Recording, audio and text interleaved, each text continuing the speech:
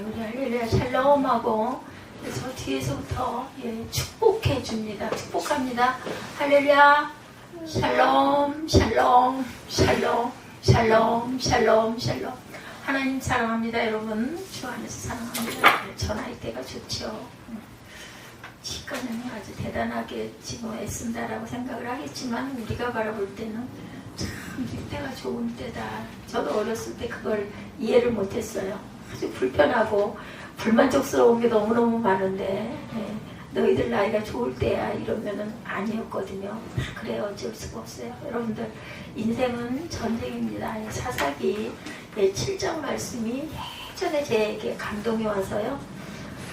계속해서 절기가 있고 말씀 증거할 부분들이 다른 부분들로 계속 잡혔는데 유독 이 사사기 7장이 설교하고 써가지고 올라와가지고 오래 있어서 이렇게 오래됐는데 이걸 꼭 내가 증거하고 전해야 되나 많이 빼냈죠. 대개는 이제 새벽 예배에서 제가 은혜 받은 부분에 말씀드린데 이걸 빼놨다가 이상하게 이 사사기 7장은 제가 이거를 그냥 빼버리지를 못하고 하여튼 오래됐어요. 원고가 아주 오래된 그러한 말씀인데 그럼에도 불구하고 말씀을 제가 증거해야 되는 말씀으로 계속 마음에 와가지고 여러분과 함께 나눕니다. 인생이 전쟁이에요. 그죠? 그것이 과연 누구의 전쟁일까요? 첫 번째로 대두된 게 인생은 전쟁입니다. 이렇게 나와 있어요. 보면 중동 어느 나라 참 지금도 전쟁이 계속 끊이지 않고 있죠. 하도 전쟁을 치르다 보니까 전쟁이 생활이 되어버렸다 그래요. 그 사람들은 참 안타깝죠. 우리는 정말 전쟁이 없는 세대에 태어나가지고 제가 참 복이 있는 사람이에요. 보면 50년의 전쟁이 났는데 그때도 아마 굉장히 그 상태가 안 좋을 때 제가 태어났겠죠. 그렇지만 어쨌든 간에 전쟁 속에서 태어나진 않았어요. 얼마나 감사한가. 그리고 이 나이가 되도록 아직 이 땅에 남북 통일이 되지는 않았지만 전쟁이 다시 발발되지는 않은 거. 우리 구약에 특히 역사 속에서 보면요. 전쟁이 끊이지 않았어요. 얼마나 힘들었을까요? 삶이 정말 무서웠을 것 같아요. 그래도 살아야 되니까 이리저리 도망을 다니면서 살고 그죠? 인간의 삶이 아니었을 것 같은 그런 삶을 그래도 다 삽니다. 나고 죽고 전쟁으로 인해서 피해를 받아서 생명이 끊기기도 하고 그러면서도 대를 이어가죠. 본인이 원하든 원하지 않든 삶은 어쩌면 하나의 싸움이다 이런 그런 마음이 듭니다. 제가 오늘 유은정 집사님 알바를 했는데 그게 너무 그걸 이렇게 주시는 손길이 너무 감사하고 또 그게 요즘에는 지폐를 잘 안 쓰는데 이렇게 지폐를 친히 넣어가지고 수고하셨다라고 주는데 그냥 뭔가 뿌듯한 마음이 들면서 아버지께 드려야겠다 하는 마음이 들었다고. 얼마나 마음이 제가 기쁘고 감사했는지 몰라요. 제가 무슨 이게 물질이 많아서 그런 게 아니라 돈이 아니죠. 그 마음이 그래도 하나님께 있구나. 그 마음이 너무나 감사했습니다. 눈물을 안 흘리려고 해도 아닐 수가 없네요. 지난 부활절 때죠. 부활절 때 교회 재정으로 어떻게 이런 것들을 준비하고 하면서 다른 때는 우리 유집사가 결혼을 항상 섬겼는데 말이 없고 또 상황을 내가 잘 알기 때문에 또 결혼값이 얼마가요. 그죠? 10판을 한들 그게 얼마겠어요. 그렇지만 이제 중요한 거는 마음인데 하는 마음이 잊어버렸을까? 아니면 정말 상황이 너무 어려워서 그런 것일까? 하나님이 공짜가 없어요. 10배로 갚아주시네요. 그래도 아버지 앞에 있구나. 믿음이 자라질 않아서 마음속으로 세상적인 쪽에 너무 많이 속해 있는 것 같아서 때때로는 참 마음이 아플 때가 너무 많았는데 그래도 하나님께서 인도하고 보호하고 계시겠구나. 그렇다면 예지도 변화가 되겠지. 이런 소망을 제게 주셔가지고 제가 감동이 왔고 오늘 대표기도가 지난 그 주에 바뀌질 않았어요. 제가 그걸 확인을 다시 했는데 분명히 첫 주에는 성찬주기 때문에 첫 주에 성찬주에 제가 기도를 하는 건 대표기도를 제가 해야 그렇잖아. 순서 순서가 많아가지고 시간이 많이 딜레이가 되는데 그런 부분이 조금 짧아지기 때문에 또 우리가 성찬 때 각자 기도하잖아요. 이런 것도 있고 하니까 그냥 제가 대표로 늘 나가니 당연히 둘째 주에는 우리 전도사 차례인데 왜 이게 내 이름으로 올라왔을까? 내가 뭘 잘못했나? 하나를 잘못 썼나 하고 전주 걸 보니까 바뀌질 않아서이다 해서 제가 대표 기도를 하라고 부탁을 해놓고 그럼에도 또 앞에 제가 축복 기도를 꼭 해야겠더라고요. 그런 마음이 들어서 다른 때도 물론 했지만 그래서 오늘 제가 축복 기도를 하면서 또 눈물을 또 지금도 마찬가지입니다. 아버지 감사합니다 하는 생각을 했어요. 아마 하나님께서 물질로 인해서 공고함을 받지 않도록 30배, 60배, 100배로 채워주실 줄 믿습니다. 그것을 아는 사람은 11조를 하는 사람들은 알아요. 그래서 이게 참 생활에 항상 어렵잖아요. 부족하잖아요. 그러다 보면은 많은 사람들이 그 얘기를 많이 합니다. 이제가 오늘 이번 달에는 절대로 할 수가 없겠다 해가지고 한번 건너뛰다 보면은 그거를 되돌이키지를 못한대요. 여러 달이 지나가도. 근데 그러다 보면은 건강에 문제가 생기거나 어떤 다른 부분에 사고가 나거나 자녀들이 아프거나 해가지고 그 이상으로 나가고 마음은 마음대로 공부하고 11조 못 드린 것에 대한 마음의 그 안타까움과 불편함은 또 말을 할 수가 없고 그래서 어떤 분은 6개월 만에 어떤 분은 1년 만에 돌이켜가지고 다시 11조를 회복하고 나면 그렇게 마음이 기쁘고 그 이후로 오히려 11조를 안 드리고 썼을 때보다 더 채워주시는 하나님을 느꼈다. 이건 제 얘기가 아닙니다. 많은 사람들이 얘기를 해요. 그래서 11조 생활은 반드시 그게 고백이잖아요. 신앙 고백이에요. 저는 하나님의 자녀이고 제게 주신 것은 하나님이 제게 주신 것이기 때문에 제가 이렇게 살아갑니다. 라는 신앙 고백이거든요. 근데 이제 그 마음이 흔들린 사람들은 이거 뭐 교회다가 내가 뭐 교회에서 뭘 받는 게 있다고 이걸 내가 내일 필요가 뭐가 있느냐. 특히나 사업을 하시는 분들은 우리 직장인들보다는 그 단위가 커지죠. 사업이 조금 번창해지면은 그런 분들 얘기가 많죠. 로펠러를 비롯해서 많은 분들이. 그런데도 어머니가 그 유언으로 남긴 것을 그걸 끝까지 지켜가지고 아주 대단한 거부가 되고 또 세상에 환원을 많이 해가는 그런 믿음의 사람들이 된 그런 경우를 우리가 많이 듣습니다. 오늘 제가 이게 뭐 2천만 원보다 2억보다 마음이 더 큰 감동이 와서 정말 마음으로 하나님께 감사했어요. 여기까지 붙들어 주시고 정말 어려움도 많았는데 세월이 짧지가 않죠. 우리 살아온 세월로 보면 그 세월 동안을 어떨 때는 억지로 어떨 때는 할 수 없이 그렇게 해서 끌려오고 끌고 왔는데 그 터전의 주인이 되게 해주신 하나님 그리고 이만큼 자랐습니다. 제가 그 기도를 했습니다.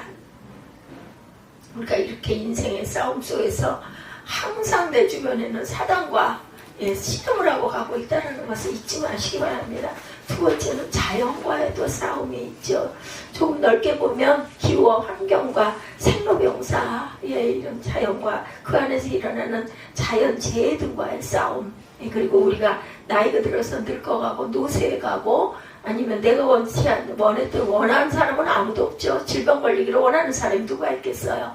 근데 우연히 감기 하나가 들었더니 그 감기가 결국은 또 여러 가지 합병증을 일으켜가지고 그래서 감기가 무섭다는 얘기를 하죠. 감기 그냥 우리가 일상적으로 잘 들 수 있는 감기인데 그게 낫지가 않다 보면은 거기에서 합병증들이 일어나서 나이가 들면 그게 위험하겠다 싶은 생각을 제가 이번에 했습니다. 그 감기가 누가 일부러 옮기고 싶어서 옮겠어요? 공기를 통해서 옮다 보니까 어쩔 수 없는 건데 감기가 옮고 나가지고 기침을 하다 보니까 기침이 온 세상에 제가 태어나서 여지껏까지 이렇게 감기가 들려가지고 기침이 이렇게 긴 기간 동안을 다행인 건 그래도 그 기침이 막 그저 숨이 끊어질 때 계속 반복되는 기침이 아니어서 정말 다행이었고 약을 여러 주일을 먹었는데도 항생제로 인해서 제가 설사가 항생제 먹으면 나요. 3, 4일만 항생제를 먹어도 4시간 간격으로 맞춰서 먹다 보면 근데 이번에는 한 3주 정도를 안 먹을 수가 없으니까 계속해서 그 약을 먹으면서 굉장히 걱정을 많이 했죠. 이게 설사를 할 텐데 그러면 약 먹으면 안 되는데 안 먹으면 기침 때문에 견딜 수가 없고 아주 목이 너무너무 아팠거든요. 그런데 다행히 그러지 않고 웬만해져가지고 지금도 기침을 하긴 하지만 가끔가다. 근데 이제 안에서 이제 객담이 올라오는 것 때문에 아주 불편을 겪습니다. 오죽이나 하면 제가 통을 놓고 그걸 뱉어내야 되니까 그거 삼키면 바로 나거든요. 기침이 또 올라오니까. 이러면서 참 이렇구나. 내가 나이가 확실히 들긴 들었구나.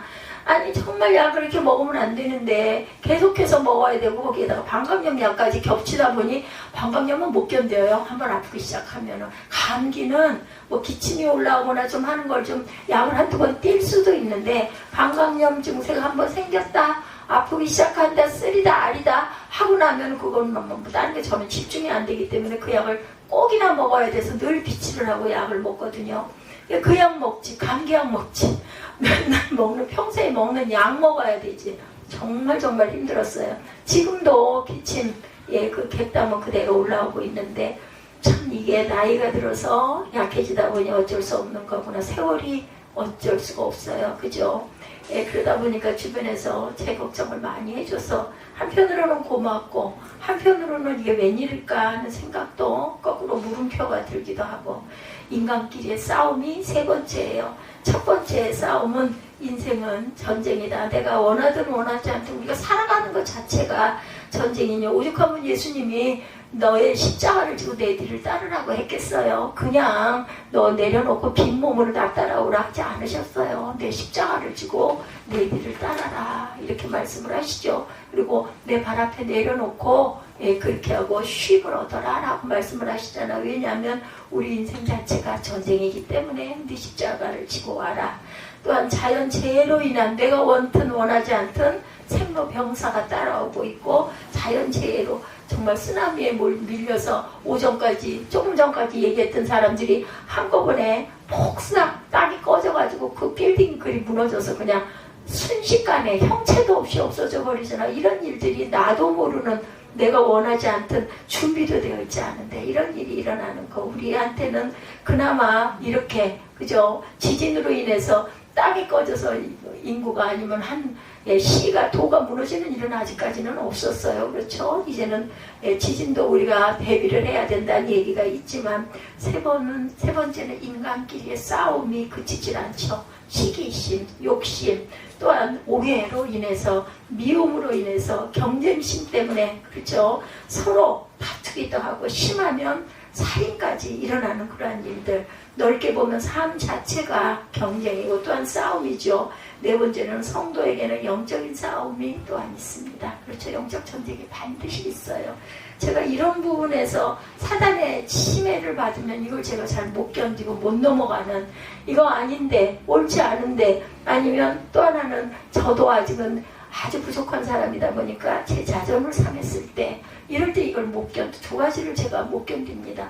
외부로부터 오는 내가 잘 모르는 어떤 부분의 영적인 침해는 아예 상대를 안 하죠. 상동을 안 하죠. 그리고 나도 모르게 뭔가가 훅 밀려 들어오는 그런 게 내가 느껴졌을 때는 주님의 이름으로 예수의 피로 물리치기도 하는데 가장 가까운 데서 오는 영적 그런 침략이 있을 때는 제가 그걸 잘 견뎌 넘기지를 지혜롭게 넘기지를 못해. 이번에도 그로 인해서 내가 마음의 상처를 엄청나게 많이 받고 그걸 그렇게 하고 나니까 또 마음이 너무너무 불편한 거예요. 아니 그렇게까지 안 해도 될 일을 왜 나는 이렇게 혈기를 냈을까? 왜 아직까지도 이 나이가 돼서도 이걸 넘어서지를 못할까? 그냥 웃어서 넘기거나 좋은 말로 비켜봤으면 됐을걸. 어떤 면으로는 참 애도 많이 썼는데 그 사람과의 관계에서의 어떤 영적인 그런 그 침략이 분명히 가까운 데서 올 때가 너무나 많습니다. 제가 일단은 사과를 했어요. 미안했다라고. 그렇게까지 내가 좀 지나쳤고 내 그릇이 이것밖에 안 돼서 너무 부끄럽다. 수고도 많이 하셨는데 하고 제가 인사를 일단 했더니 너무 반가워하더라고요. 어쨌든 그렇게 하고 문자만 주고 받고 말았습니다. 전쟁은 생각보다 다양하고 심각할 수도 있어요. 이와 같이 우리가 인생 때문에 성도이기 때문에 어쩔 수 없이 그러면서도 피할 수 없게 된 싸움을 어떻게 하면 우리가 극복하고 이기고 나아갈 수 있을까? 오늘 본문에 기드온이 이끄는 이스라엘 대 미디안 동맹군들의 전쟁 기록이 나오죠. 여러분들 아시죠? 기드온 300용사 이 부분이 나와 있는 부분이 바로 사사기 7장 말씀이기도 합니다. 그래서 기드온이 이끄는 이스라엘 대 미디안 동맹군의 전쟁 기록, 이 전쟁 이야기 속에 오늘 저와 여러분이 당한 인생 싸움에서 이길 수 있는 원칙이 들어있다는 것, 바로 그것을 함께 살펴보고 은혜를 나눠보도록 하죠. 기드온의 전쟁이에요. 미디안과 아말렉과 동방 사람들이 다 함께 모여서 요단강을 건너와서 이스라엘 골짜기에 진을 치죠. 6장 33절에 기록되어 있습니다. 그리고 오늘은 본문은 7장이죠. 페이지 수로 여러분들 잘 아시겠지만 참고로 371페이지. 요즘에 그 교회들이 그 예배를 드리거나 설교를 할 때 앞뒤로 자막이 다 떠요. 그래서 제 말씀 증거를 강단에 서 계신 목사님이 할 때는, 아니면 요절을 말씀을 할 때는 딱 떠서 볼 수 있게 참 편리하고 좋죠. 근데 어떤 면으로는 직접 찾아보는 게 더 안 잊히기도 해요. 그래서 자꾸 찾아보다 보면은 성경 찾는 게 굉장히 빨라집니다. 그리고 무료하지가 않아요. 가끔 때로는 우리가 이렇게 듣기만 하다 보면은 다른 생각이 날 때가 있잖아요. 문득. 그러다 보면은 손에는 휴대폰이 있고, 그러다 보면 이렇게 찾아보게 돼요. 왜냐면 귀로는 듣고 있으니까, 앉아있고. 근데 그게 정말 영적으로 좋지가 않거든요. 그 시간에 일단 모든 걸 다 끊어야 되고, 성경에만 집중을 해야 되고, 그렇게 집중해서 함께 찾아보고 읽고, 아니면 제가 메모하라고 여러분들에게 말씀도 드렸어요. 펜을 그냥 하나 들고 가볍게 조그만한 노트라든지 이런 걸 하나 준비를 해서 요일 쓰고, 그죠? 제목 쓰고, 그래서 잠깐 찾으면서 중요한 말씀 같은 거는 다 못 쓰죠. 그냥 몇 장 몇 절, 중심 이런 식으로만 써내려가도 시간이 언제 갔는지 모르게 예배 시간이 끝날 수 있기 때문에 가끔 지루하고 길게 느껴질 수도 있으니까 제가 말씀을 드린 거예요. 그 쓰는 판이 우리 그 책상이라고 해야 되나요? 조금해서 저는 엄청 불편하더라고요. 언젠가 한번 거기서 기도를 한번 쓰느라고 헌금 봉투를 가지고 쓰려고 하니까 어이구 답답해. 그때도 제가 갈등했죠. 여기 우리 의자들이 올 때 책상을 놓고 의자를 놓고 싶은 마음이 굉장히 많았는데, 또 자리도 차지할 뿐만 아니라 그렇게 하는 게 또 모습이 그렇게 썩 좋아 보이질 않아가지고 책상을 못 들여놨는데, 편하게나마 그게 편할 것 같아요. 저 뒤에 책상 있잖아요. 저렇게까지 크진 않더라도 좀 긴 책상이 있고 의자가 몇 개가 이렇게 있는 식으로, 그럼 좀 밀려갔겠지만, 앞뒤로 밀려갔겠지만, 저는 그게 말씀 찾기도 편하고 좀 늘어놓기도 편하고 했다 그랬을 때 갈등을 굉장히 처음에 많이 했습니다. 그런데 벌써 20여 년이 가까워 오는데도 우리 의자들이 얼마나 예쁘고 반짝반짝한지, 정말 색상도 잘 선택했고, 그때는 정말 많이 기도할 때이기 때문에 감동이 오는 대로 했죠. 그래서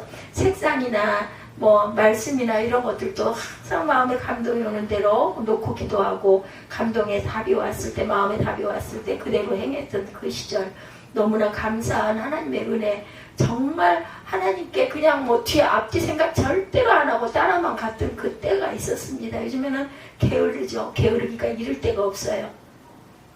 1절에 보니까는 여룹바알이라는 기드온과 그를 따르는 모든 백성이 일찍 일어나 하루셈 곁에 진을 쳤고, 미디안의 진영은 그들의 북쪽이요 모레산 앞 골짜기에 있었더라, 이렇게 말씀하고 있어요. 7장 1절 말씀 제가 읽어드렸어요. 근데 본문에 이때 기드온 471페이지라고 말씀드렸고요. 기드온을 여룹바알이라는 기드온이다 이렇게 소개하고 있습니다. 이름이 다르죠. 기드온이 자기 성읍에 바알 제단을 헐고 아세라상을 찍은 후 그것으로 하나님께 드리는 제물을 태우는 화목으로 삼아요. 그걸 찍어가지고 그것을 본 오브라 사람들이 그 행동을 한낱 인간에 불과한 기드온이 겁도 없이 신들을 향해서 이런 무모하기 짝이 없는 이런 일을 했다. 신을 진노하게 만들어서 전 이스라엘을 불행하게 만드는 처사다, 이렇게 비난. 저 이제 죽을 거야. 그런 상을 어떻게 저렇게 겁도 없이 찍어. 우리 조상들이 옛날에 그랬어요. 예수를 처음 믿기 시작했을 때 사당을 모셔놓기도 하고 막 그랬거든요. 집집마다. 그걸 다 이제 뽑아 없애야 된다 해가지고 목사님이나 전도사님들이 가서 대신해 주기도 하고, 본인이 그걸 다 허물어뜨리기도 하고, 그러면 벌을 받을 텐데 큰일 날 텐데 집안이 크다 한바탕 뒤집어질 텐데 그런 얘기도 참 많이 했었어요. 근데 아무 일이 없이 지나가는 일도 있고 우연히 누가 아프기도 하고 뭐 그러면 그거 망가뜨려가지고 그랬다 이런 이야기를 제가 어린 날 들은 기억도 있습니다. 예, 그것을 본 이스라엘 그 중에서도 기드온의 동족인 아비에셀 사람들이 기드온의 별명을 여룻바알이다 이렇게 지어줬고, 여룻바알이라는 말은요, 어이 바알 나랑 한판 붙어볼래? 라는 뜻을 갖고 있다고 합니다. 기드온이 이름이 여룻바알, 어이 바알, 바알 제단을 헐었다 해가지고 나랑 한번 붙어볼겨? 이런 뜻을 갖고 있다는 거죠. 이런 배경을 가진 여룻바알이라는 기드온이 이번에는 미디안 동맹군에게 맞섰다라는 말은 어이 미디안 동맹군 나랑 우리 한번 해볼까? 한판 붙을래? 이런 의미가 있다 이런 이야기예요. 약간 풍자적인 이야기가 있죠. 신들과 싸워 이긴 자가 사람과 싸워서 못 이기겠는가. 근데 그 전쟁을 벌이기 전에 하나님께서 기드온에게 생각 밖의 지시사항을 내리시죠. 2절에 보면 너를 따르는 백성이 너무 많다. 내가 그들의 손에 미디안 사람을 넘겨주지 아니하리니 이는 이스라엘이 나를 거슬러 스스로 자랑하기를 내 손이 나를 구원하였다 할까 합니다. 너무 많아. 그들 그대로 놔두면은 우리가 했어 이럴 거다는 거예요. 그래서 메뚜기 떼처럼 새카맣게 몰려와서 숫자를 파악하기조차 어려운 미디안 동맹군들, 그것도 유목민인지 낙타와 말로 이동하는 기마부대인지 그들을 상대하자면 이번에 소집된 32,000명의 군사는 턱없이 오잖아. 사실적으로는. 거기다가 8장 10절에 보면은 이때 세바와 살문나가 갈고리에 있는데 동방 사람의 모든 군대 중에 칼든 자가 12만 명이 죽었다고 얘기해요. 그 남은 15,000명가량은 그들을 따라와서 거기에 있더라 이렇게 기록하고 있어요. 8장에 보면. 무슨 말인가 하면 주력 부대인 미디안이나 아말렉이 아닌 제3의 세력이니 동방 사람들의 군사만 해도 13만 5천 명이라는 거예요. 그러니 동맹군 전체의 숫자는 얼마나 되겠어요? 엄청 많겠죠? 최소 50만 병력은 되지 않겠느냐. 따라서 그들을 맞서 싸우려면 많으면 많을수록 좋을 텐데 하나님은 너무 많다 하시면서 줄이라고 하죠. 하나님께서 군사를 줄이라 하신 데는 두 가지 목적이 있었다. 아까 말씀드린 대로 전쟁의 승리는 군대나 숫자가 무기에 있는 것이 아니라 오직 하나님께 있음을 나타낸 것이라는 거죠. 하나님을 의지하는 믿음이 최고의 무기이고 최고의 전략인 것을 가르치려고 이렇게 말씀하셨고, 믿음의 사람들만 남겨두시려고 줄여라 이렇게 얘기하신 부분이다. 사람이 너무 많다 한 건 하나님께 영광 돌리지 않고 자기 인내들의 힘으로 했다라고 할 것이고, 그래서 사람들을 줄여라. 그래서 기도는 두말 없이 순종을 합니다. 근데 기도는 처음 하나님을 만날 때부터 딱딱 묻고 따지던 사람이죠. 그런 그가 이제는 말씀하신 그대로 받아들이고 순종하는 사람이 되었어요. 여러분들 아시죠? 양털짜리만 마르게 하시고 땅은 젖어 있게 하소서, 땅만 적게 하시고 양털은 마르게 하소서, 이렇게 하나님께 그 질문을 했던, 그렇게 하면 내가 살아계신 하나님이 계심을 내가 알겠나이다 했던 기도원이에요. 이랬던 사람이 이제는 순종합니다. 이제는 하나님과 하나님의 하실 일에 대한 확신이, 믿음이 그만큼 자랐기 때문이다. 그것은 이른바 양털 테스트를 통해서 제가 미리 말씀을 드렸어요. 한 번은 양털이 적게 하시고 한 번은 양털을 마른 가운데 땅을 적게 해달라고 구원대로 되자 기도는 비로소 확신을 갖게 되었고, 누구든지 두려워 떠는 자는 길르앗 산을 떠나 돌아와라. 3절에 보면 그렇게 나옵니다. 전쟁이 두렵고 적들이 두려워 나가라 그래서 나오긴 했는데, 아이고 나는 정말 무서워, 나 죽을까 겁나, 이런 사람은 니네 집으로 돌아가라. 자유를 준 거예요. 기도원의 말은 이렇게 해도 자발적으로 참전한 군사들이 돌아가라 한들 얼마나 돌아가겠는가? 이렇게 생각을 했는데 아니에요. 예상을 깨고 32,000명 중에 3분의 2가 넘는 22,000명이 돌아갑니다. 10,000명 남았어요. 그렇죠? 타이나 강요에 의해서가 아니라 자발적으로 참전했음에도 불구하고 생각보다 많은 군인들이 전장의 자리를 떠납니다. 이유는 있겠죠. 어떤 사람은 아직 거두지 못한 곡식이 들판에 남겨놓고 갔어. 너도 가니 나도 가야지 하고 따라 나선 사람이 많아요. 어떤 사람은 힘써서 추수한 것을 적들이 볼 수 없는 곳에 감추지 못했다. 해야 할 일들이 막 생각이 나는 거죠. 이제는 어떤 사람은 부모님 핑계로, 어떤 사람들은 자녀 핑계로, 어떤 사람은 건강상의 이유로 나 다리가 이렇게 아픈데 나 이거 전쟁 참여했다고 나는 어쩌면 죽을 거야, 이런 겁이 나는 사람도 있었을 거예요. 두려움이죠. 두려움. 그래서 베트남 베트남전에 참전했던 그 전역을 앞둔 선배 장교 한 분이 얘기합니다. 베트남전에 관한 강의를 들었대요. 그 중에 가장 인상적인 것은 월맹군과의 전투 중에 신병들이 보이는 특징이 있었더랍니다. 그들은 두려운 나머지 전방에 있는 적들을 향해서 총을 쏘는 것이 아니라 참호 속에서 머리를 숙인 채 허공을 향해서 쏘거나 아예 총을 쏘지 않고 그냥 막 숨어가지고 움츠리고 있는 사람들이 많았다, 이런 이야기가 있다고 그래요. 쏘긴 쏴야 되는데 어떻게 쏴야 될지 모르고 내다보고 쏘자니 내가 죽을 것 같으니까 숨어가지고 위에다가 쐈다는 거죠. 그렇게 했으니 무슨 병상의 노릇을 했겠느냐는 거죠. 총탄이 날아가는 소리, 폭탄이 터지는 소리, 숲이 불타고 부상을 입어 부르짖는 소리가 바로 곁에서 들리는 전장의 공포 때문에 벌벌벌벌 떨고 감히 일어날 생각도 못하고 그 속에 그냥 엎어져서 있었던 사람들이 굉장히 많았다라는 얘기죠. 그리고 그의 강의의 결론은 전쟁은 정말 겁나는 것이다. 그러므로 전쟁은 결코 일어나서는 안 된다 였다고 합니다. 그가 말한 바로 그 두려움 때문에 기드온의 병사 33분의 2가 나왔다가 그냥 함께 가야 되니까 따라 나왔겠죠. 돌아갔다라는 거죠. 기드온으로서는 정말 실망스러운 상황이었고, 이 전쟁에서는 아무리 군대의 숫자가 중요하지 않을지라도 이렇게 많이 돌아갔으니 남은 사람을 가지고 어떻게 전쟁을 치릅니까? 거기다가 그들이 돌아간다고 해서 이 전쟁을 피할 수는 없었어요.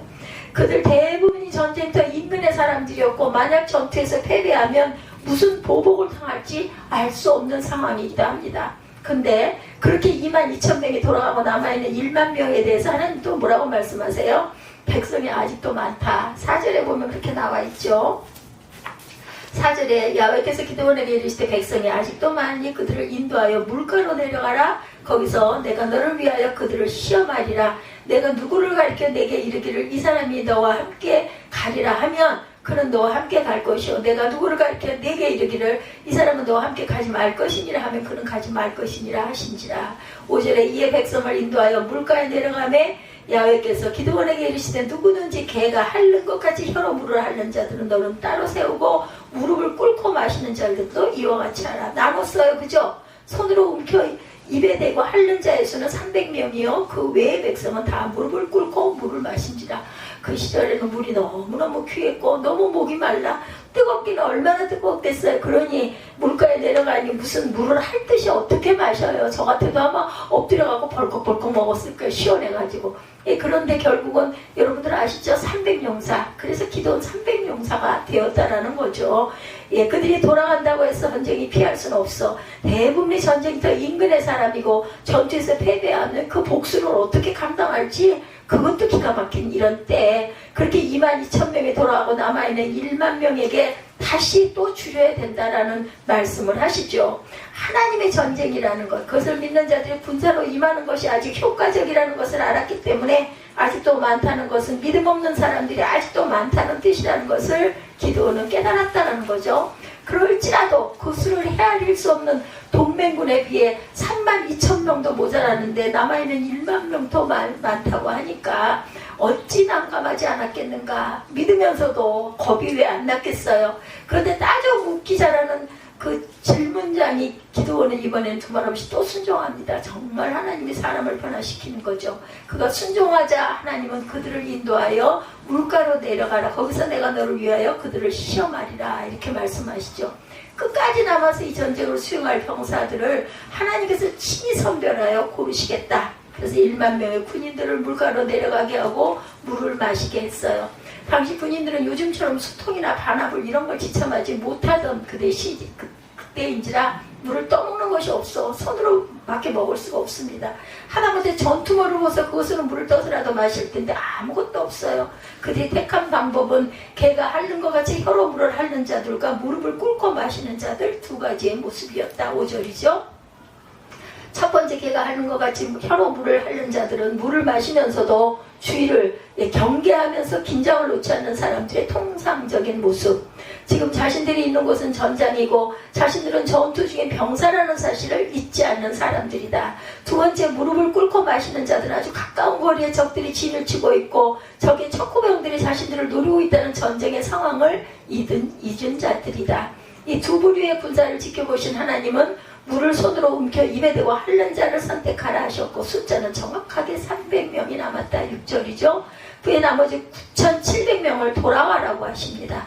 남은 300명에게는 전투 식량과 나팔을 지급하라. 8절이죠. 그리고 그 밤에 야훼께서 기드온에게 말씀하세요. 9절 보죠. 일어나 진영으로 내려가라. 내가 그것을 내 손에 넘겨주었느니라. 남은 300명으로 전쟁을 시작하라는 전투 개시 명령이 내려집니다. 그리고 그 명령 속에 반드시 이길 것이다 라는 보정도 있었어요.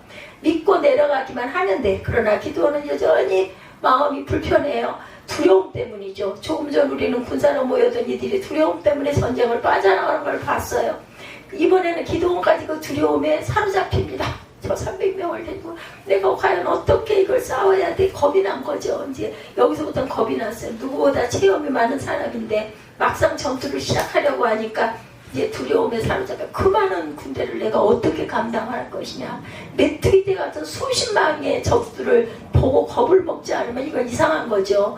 정식 군사훈련도 받지 못한 병사 한 사람이 최소한 1,500명의 적을 상대해야 돼요.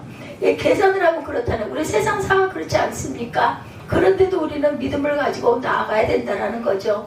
예, 고등학교 때부터 학도 호국단이라 해서 군사훈련을 받은 학생들의 이야기예요. 대학생이 되는 게 1학년 때 육군 행정학교 그 문무대에 입수해서 훈련을 받고 2학년 때 최전방 부대로 가서 전방 실습을 했다고 해요. 2학년 전방 실습 때 야간 경계 근무를 현역 사병이랑 서게 됩니다. 이분이 최전방 철책선에서 야간 근무를 서는 것 자체가 긴장이 되는데 한밤중 전방에서 갑자기 부스럭 소리가 들리더랍니다. 순간 전방을 향하는 모든 전조등이 켜지고 전 병사들은 전투 태세에 들어갔었다고 그래요. 그래서 전방에는 아무것도 없더랍니다. 그래서 현역병들이 아마 노루나 고란이었나 보다라고 했다고 해요. 그런데도 이분은 짧은 순간이었지만 그 긴장감이 평생을 잊을 수가 없더랍니다. 시간이 흐를수록 긴장감은 점점 더 커지더랍니다. 기드온 역시 몇 번의 과정을 거쳐서 여기까지 왔지만 막상 전투를 벌이려고 하니까 겁이 난 거예요. 믿음으로 싸우기에는 너무 부족하게 느껴집니다. 우리 그럴 때 많죠. 하나님은 기드온이 전적으로 하나님을 신뢰하지 않은 것과 이 전쟁에 대한 확신이 부족하다는 것을 아셔서 만일 내가 내려가기를 두려워하거든 10절에 이렇게 말씀합니다. 예, 대책을 마련해 놓으셨어요. 불화와 함께 그 진영으로 내려가면 이 전쟁의 승리에 대한 확신을 얻을 수 있을 것이다. 10절에 그렇게 말씀하시죠. 그래서 기드온은 불화를 데리고 미디안의 전역으로 내려갑니다. 기드온이 정탐 갔을 때 시간은 이경 밤 10시에서 11시 사이. 19절에 보면 미디안 진영은 모두 잠들어 있는데 그때 경계를 서둔 두 사람이 기다렸다는 듯이 기드온이 들으라는 듯이 대화하는 소리가 들려요. 보라, 내가 한 꿈을 꾸었는데 꿈에 보리떡 한 덩어리가 미디안 진영으로 굴러 들어와서 한 장막에 이르러 그것을 쳐서 무너뜨려 위쪽으로 엎으니 그 장막이 쓰러지더라. 13절에 이렇게 증가하고 있습니다. 그래서 듣고 있던 사람이 그 꿈을 해몽합니다.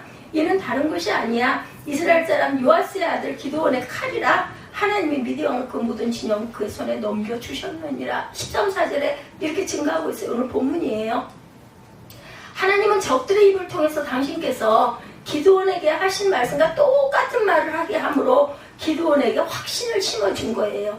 아무리 하나님이 말씀하셔도 겁이 나서 자신이 없어서 부들부들 떠니까 적군들이 하는 말을 직접 듣게 그 방법을 선택을 하신 거죠. 이로써 전쟁에 승리하는 확신을 얻은 기드온은 비로소 전투 준비를 합니다. 그런데 그 전투 준비를 한 것이 아주 재밌었죠? 여러분들 아시죠? 300명의 병사들은 3개의 부대로 100명씩 나눴겠죠? 그리고 각자에게 나팔과 횃불을 담은 항아리를 하나씩 주죠.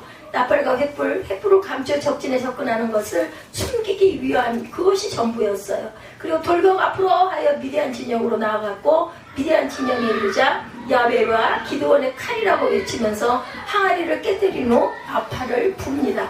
그래서 미디안 동맹군들의 난리가 났어요. 아닌 밤중에 홍두깨라고 깊은 밤 고온히 잠을 자다가 잠결에 항아리 깨지는 소리가 나서 이어 나팔 소리가 나는 데다가 갑자기 환한 불빛이 비추어지자 넋이 빠진 것처럼 홍대백산 당황하여 어쩔 줄을 모르더라는 거죠. 거기다 그들은 서로 이질적인 집단인지라 서로가 구분이 되지 않아요. 그러다 보니까 상대방을 적인 줄 알고 서로를 죽이고 죽는 아수라장이 되죠. 그렇게 자중질환이 일어나 서로 싸우다가 극기하는 도망치기 시작을 합니다. 22절에 오늘 본문. 그들이 도망을 치자 기드온은 에브라임 사람들로 하여금 요단강을 건너가는 퇴로를 차단하게 하여 길을 막아버려요. 미디안의 지도자들을 죽이게 하죠. 이로써 기드온이 이스라엘 군 대 미디안 동맹군의 전쟁은 일단 나게 됩니다. 이겼겠죠. 이 전쟁을 보면 미디안 동맹군들이 탑 하나 끌고 온 낙타만 해도 해변에 모래가 땄다 이렇게 증거하고 있어요. 군인들은 수를 헤아릴 수가 없을 정도였다. 거기다가 기마부대인 그도가 맞서 칼 한 자루 없이 전쟁을 이겼다는 것. 이것을 어떻게 여러분들은 설명하겠느냐는 거죠. 인류의 전쟁 역사상 나팔과 횃불과 항아리로 전쟁을 이긴 경우는 이 부분이 처음이고 마지막이다. 그렇죠? 기드온의 전쟁이라는 소제목을 가지고 제가 말씀을 드렸어요. 근데 이 전쟁이 정말 기드온의 전쟁이고 300년사의 전쟁이었는가? 기드온이 한 일은 과연 무엇이었고 300용사가 한 일은 무엇일까? 그들이 한 일은 거의 없어요. 하나님 대로 한 것뿐이에요. 누가 했어요? 세 번째로 하나님이 하신 전쟁입니다. 이 전투를 기드온의 전쟁 혹은 300용사의 전쟁이라고 부르지 않고 하나님의 전쟁이라고 부르자. 저는 이렇게 생각합니다. 네, 기드온이나 300용사는 별로 한 일 없어도 하나님이 가만히 계시지 않았다라는 거죠. 300용사를 고르신 분도 하나님, 적병에게 꿈을 꾸게 한 것도 하나님, 그 해병을 적절한 시간에 기드온으로 듣게 하신 분도 하나님, 적들을 공황 상태에 빠지게 하시고 자기끼리 치고받게 하신 분도 하나님. 이 전쟁은 처음부터 끝까지 하나님에 의해서 쓰여지고 하나님이 역사하셔서 이루어졌다. 무슨 말인가 하면요, 기드온이나 300용사는 한 일이 없을지라도 하나님은 기드온과 300용사와 이스라엘을 위하여 무척이나 바쁘셨을 것이라는 거죠. 이 전쟁의 승리는 바로 하나님의 바쁘심의 결과였다라는 거예요. 성경의 수많은 전쟁과 특히 사무엘상 17장 47절에 보면 전쟁은 누구께? 야훼께 속한 것이다 이렇게 고백하죠. 그 어떤 전쟁이든 그것을 자신의 것으로 여긴다든지 적과 전쟁의 상황만 생각한다든지 자신이나 자신이 가진 것만 생각하든지 할 때는 패배한다라는 것입니다. 아무리 숫자가 많아도 아무리 무기가 뛰어나도 안 되죠. 그러나 하나님을 신뢰하고 그 전쟁을 하나님께 맡길 때 이길 수 있다라는 것, 하나님께서 대신 싸워주시기 때문이다. 이것이 바로 성경이 들려주는 전쟁을 이기는 방법입니다. 이것은 역사적으로도 증명이 되어 있어요. 1948년 5월 14일 이스라엘은 나라를 잃어서 자그마치 1878년 만에 유엔의 협조를 얻어서 독립을 선언하게 됩니다. 나라가 쓰죠. 우리나라와 너무 비슷하죠. 우리 1945년에 그죠, 해방이 됐는데 여기는 1948년 5월 14일입니다. 근데 그들이 독립을 선언한 바로 그날 4천만 아랍 민족은 이집트 대 요르단, 이라크, 시리아, 레바논에서 출병한 150만 정규군을 동원하여 이스라엘에게 선전포고를 하게 되죠. 이른바 1차 중동 전쟁이 터집니다. 당시 이스라엘 국민은 65만 명, 그 중에 젊은 그런 청년들은 10만에 불과했다고 합니다. 그리고 그들은 군인이 아닌 일반인들이었어요. 10만의 훈련받지 않은 일반인들로 구성된 이스라엘군과 150만의 아랍 정규군의 대결을 사실 상대가 안 되죠. 말이 되지도 않는 그때 아랍의 전차부대가 진격해오자 이스라엘 청년들은 오르도크 칵테일이라는 사이다병에 휘발유를 넣은 수제폭탄을 만들어가지고 탱크에 올라가 탱크 뚜껑을 열고 그 안에 넣었다고 합니다. 이것을 본 아랍 측에서는 이스라엘이 미국의 원조로 원자 수류탄을 얻어서 그것을 탱크에 던지고 있다 이렇게 생각을 했다고 그러네요. 그리고 그 말은 3시간에 아랍군 전체에 퍼져나갑니다. 그 유언비어 때문에 미군의 대적인 그 지원 혹은 미군의 참전이라는 소문 때문에 아랍 군인들이 달아나기 시작을 합니다. 그렇게 되자 오려던 이집트 군대가 오지를 않아요. 그런 가운데 북쪽의 시리아와의 전투, 서쪽의 요르단과의 전투는 계속 벌어지고 있는데 역시 이스라엘은 그들의 상대가 되지를 않았겠죠. 바로 그런 상황에 놀라운 일이 일어납니다. 타임지의 보도에 따르면 이스라엘이 요르단과 시리아와 전투를 벌이고 있을 때 난데없이 벌떼가 날아와서 요르단 군인들과 시리아 군인들의 얼굴을 쏘아대기 시작을 했어요. 그것 때문에 더 이상의 전투가 어려워 양측이 휴전을 하게 되었다고 그러죠. 오늘 본문의 전투처럼 말도 안 되는 일이 벌어진 것이죠. 시대는 다른데 전쟁에 참전한 군인들이나 전문가가 볼 때 말도 안 되는 이러한 전쟁의 상황은 누구 때문에 그렇게 된 것일까? 하나님께서 개입하셔서 일하신 결과가 아니겠는가? 오늘 본문이 말하는 부분이 바로 이것입니다. 서두에 말씀드린 대로 인생은 전쟁이고 그 전쟁은 오늘 본문에서 전쟁을 피하여 돌아간 31,700명처럼 피한다고 피할 수 있는 것이 절대로 아니다. 인생의 전쟁은 이기든지 지든지 둘 외에 다른 것이 없어요. 천국과 지옥 둘이지 중간은 없다라는 거죠. 그렇기 때문에 여기서 패배한 우리는 미대한 동맹군에게 짓밟히고 허탈당하고 고통 속에 살았던 이스라엘과 똑같아진다는 것.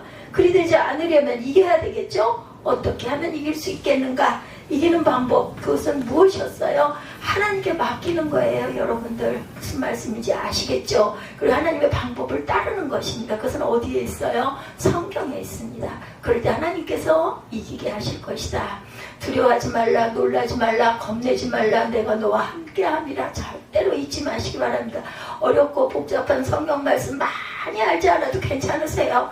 뭐 신학적인 깊은 뜻을 우리가 다 꿰뚫어 그 진리를 다 몰라도 상관없습니다. 저는 성경의 진리라고 생각을 하기 때문에 물론 사람에 따라서 그 달란트가 갖고 있는 분들은 뭐 신학자도 되고 그죠? 박사도 되고 하시겠지만 아닌 사람이 훨씬 많지 않습니까? 대다수가 성도들이고 대다수가 우리 모든 성경 한 권을 가지고 그 속에서 우리가 웃기도 하고 울기도 하고 감동도 받고 그죠? 거기에 찬양이 또 일어나기도 하고 그렇기 때문에 저는 상관없다고 생각해요. 정말 그게 좋아서 깊이 연구하고 싶은 사람은 연구해서 그 나름대로 또 퍼져나가고 또 거기서 뭔가 진리를 얻어서 그것으로 기뻐하고 사람이 변한다면 얼마나 좋겠습니까? 근데 그거를 다 터득해가지고 변화되기에는 우리의 많은 숫자가 우리의 많은 부족이 그걸 감당하기는 어렵습니다. 기억하시기는 하나님의 사람, 여러분의 전부는 하나님의 것이라는 것을 잊지 않고 여러분에게 일어나는 싸움은 또한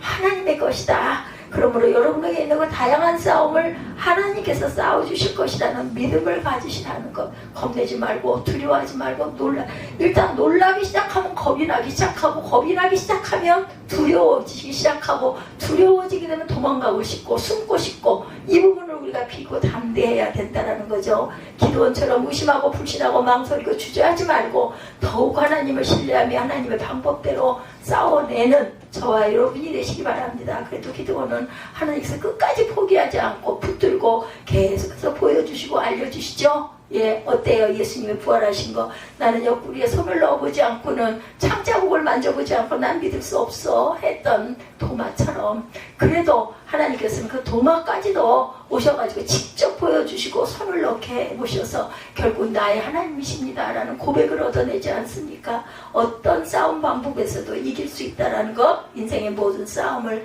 하나님으로 말미암아 하나님의 방법으로 싸워서 날마다 하나님과 동행해서 승리하시는 저와 여러분이 되시기를 주님의 이름으로 축복합니다. 예, 기도원의 전쟁에 대해서 우리의 인생이 모두 다 전쟁이라는 것, 그리고 그 전쟁 속에서 이길 수 있는 것은 두려워하지 말고 놀라지 말고 내가 하는 것이 아니라 나는 하나님이 주시는 마음대로 열심히 행하고 나아가고 전쟁은 하나님께서 맡아주신다는 것을 잊지 않는 저와 여러분이 되시기를 주님의 이름으로 축복합니다.